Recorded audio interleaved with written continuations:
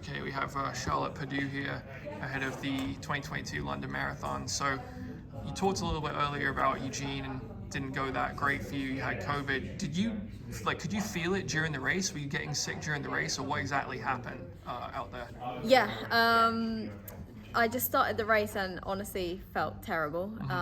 Just everything felt a little bit off. I couldn't keep up any kind of pace, and my breathing was like, I honestly felt like I had asthma or something. I couldn't take a full breath. I just felt awful. I got to 5K and I considered stopping at 5K, but I thought I can't stop at 5K into the World Championship Marathon. I must just be having a bad patch and it will get better. So I just kept on telling myself that and kept on running. But then as time went on, it became evident that I wasn't getting any better, and I was honestly just getting slower and feeling worse. So yeah, I just made the decision that I had to stop. I couldn't carry on running for another hour. There was no chance. So yeah, I think around an hour I stopped running. But yeah, just my breathing, to be honest, I couldn't take like a full breath and I just felt terrible.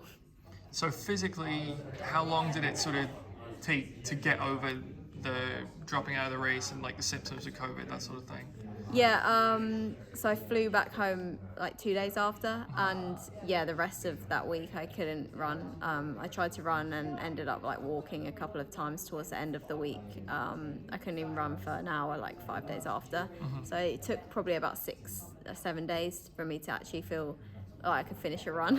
And then I took it easy again for another week. But then after that, pretty good. Got back into training. My legs were obviously fine because I didn't run for like 7 days and didn't run a marathon, which I'd tapered for. So yeah, my legs felt great. It was just my body. But yeah, I say after about 7 days I felt like a normal human again. Yeah, and like psychologically, was it difficult for you to get over? I mean, it's a world championship, so obviously, it's a big race to have to withdraw. Like, how long did it take you to get over that?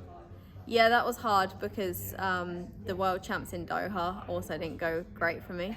So I was hoping to run well in Eugene, and training had gone really well. So I think having the positive COVID result did help, because I knew, like, in the race, obviously didn't know I had COVID, but afterwards getting the positive result was better, because I knew there was something wrong with me when I was running. So I knew I wasn't going mad, and that something actually was wrong. It was the first time I actually had picked up COVID ever, which I thought was impressive, because I've travelled like around the world so much and I managed to avoid it, but it got me eventually, but at the worst time.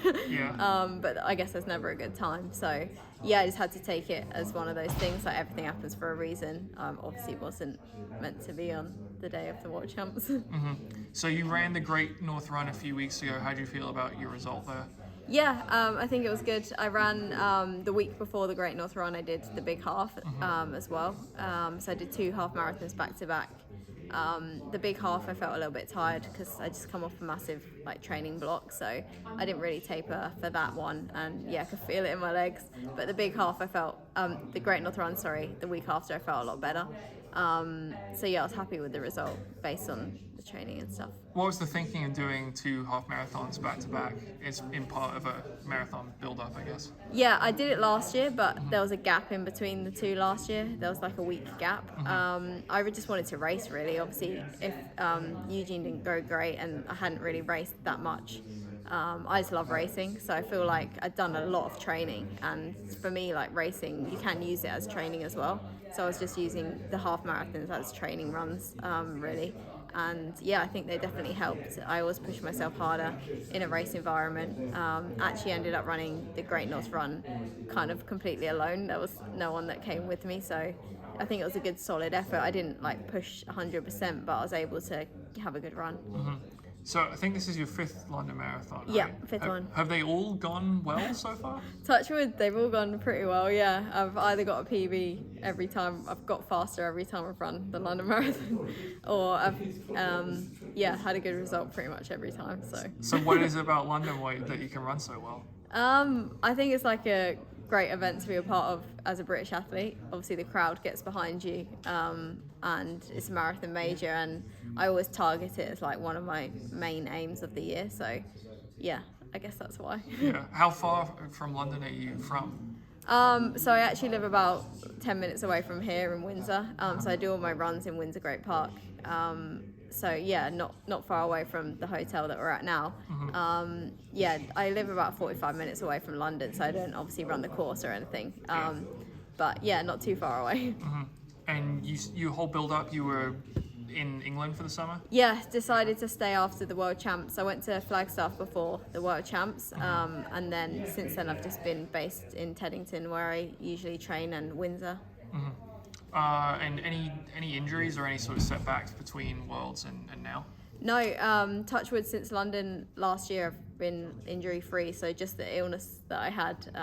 But yeah, had no injuries, missed no days this year due to injuries, so that's good. So are we going to get another PR in London? Like Definitely usual? hope so. I mean, it might be hard. Last time I improved 2 minutes, so obviously that will be a big ask to run 2 minutes faster, but I always try and run faster, so definitely going to try. Yeah, and there's been, with like the super shoes, we've seen a lot of like national records have been tumbling different countries. I know in the US we just had Kira D'Amato broke the American record earlier this year that stood for a while. But like the British record is just, it's so far out there with Paula. Like, do you, when you're thinking of sort of moving up on the UK all-time list, do you just sort of think, oh, I can get to number 2 or something, or like how do you view like Paula's time, just because it's so fast? Yeah, I mean, Paula's time was obviously without the super shoes as well, which is just crazy. I just try and focus on my own times and like myself. I just try and run faster every year and try and improve every year.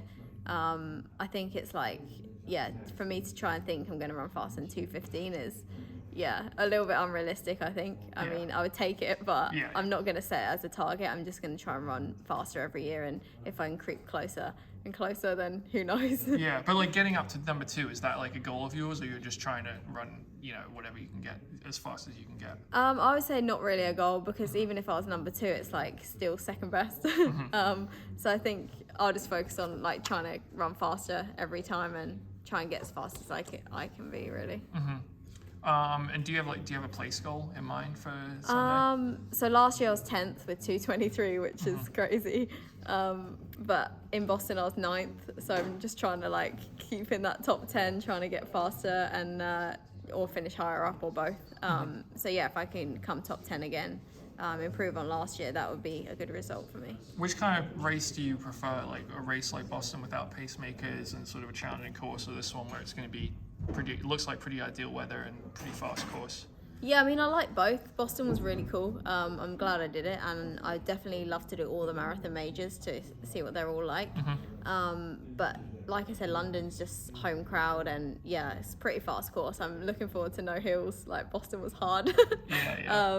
And yeah, being just a women's only race as well, I ended up running like 12 miles alone of that. So that was pretty tough as well.